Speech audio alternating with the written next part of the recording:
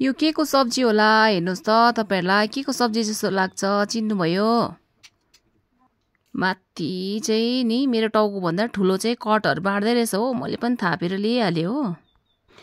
अनि यसको सब्जी नखाएको चाहिँ धेरै भएको थियो नि त हो अन्त आज चाहिँ यसको सब्जी यस्तो मजाले बनाएर खाइन्छ भनेर बनाइ पनि हाले अनि यस्तो भएको थियो हेर्नुस् एकदमै टेस्टी भएको थियो टेस्टी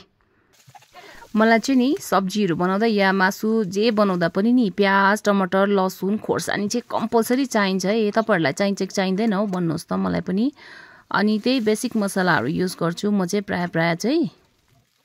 यो कराई चाहिँ यति कालो किन भन्नुहुन्छ होला यो चाहिँ आइरन कराई हो ल आइरन कराईमा चाहिँ मलाई फ्राई गरेर बनाउन एकदमै सजिलो लाग्छ नि त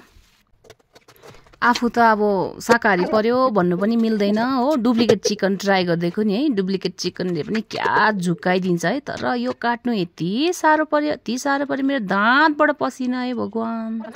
तेल लगाएर काट्दा पनि चिप्लिन्छ हातमा यति सक्दो चोप उसिनुको लागि तयार गरेको त नअटेर काट्यो नि त अब फ्राई गरेर बनाउनु पर्यो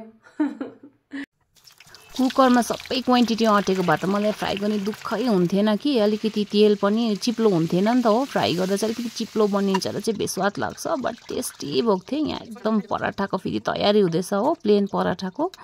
मजा आउने भयो आज चाहिँ खानुमा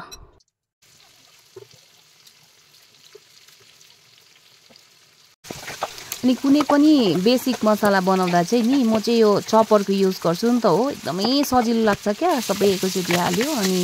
चप गर्छु एकदमै सजिलो लाग्छ है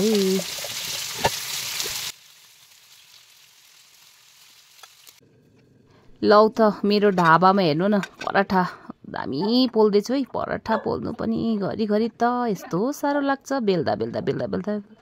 फेरि छोटो भएको जस्तो लाग्छ हो मेरो ढाबा चल्दैछ ढाबा प्लेन पराठा बनाएको घरि के जलेर घरि घिउको धुवाले ठरै हो हेर्नुस् न यस्तो भयो तर पनि मज्जाको भएको थियो एकदमै दामी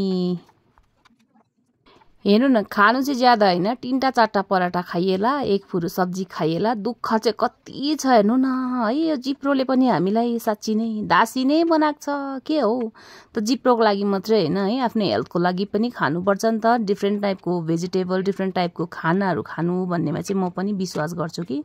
अन्त हेर्नु न अब हेर्नु त्यही मात्रै हो भने त हेर्नु त 2-3टा पराठा खाला एक फुरु सब्जी खाला कति धेरै दुःख हैन भाँडा फेरि सानो मैला हुँदैन हेर्नुस् त वाउ फाइनली अब चाहिँ मेरो मेहनतले रङ ल्याए हेर्नुस् न लास्टमा पस्किँदा फेरि यस्तो मजा आउँछ हो थुकाएर मुखभरि थुकाएर कस्तो भइसक्यो नि वाउ इन्जोय